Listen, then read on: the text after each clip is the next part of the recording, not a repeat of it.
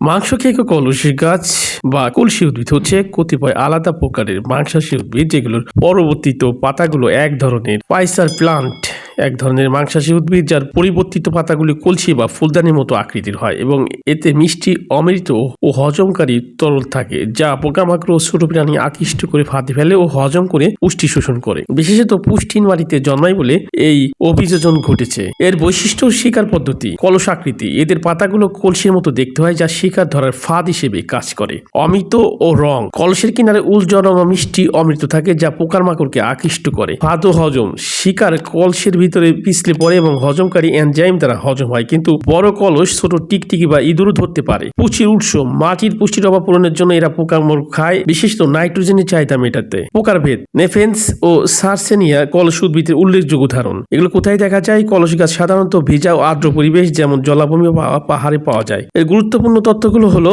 মাংসখেকী গাছ সাধারণত পোকামাকড় বা ছোট প্রাণী খায়, মানুষ নয়। এই উদ্ভিদের সবচেয়ে বড় প্রজাতিটি হলো নেপথেন্স রাহা যা বর্নিওতে পাওয়া যায়।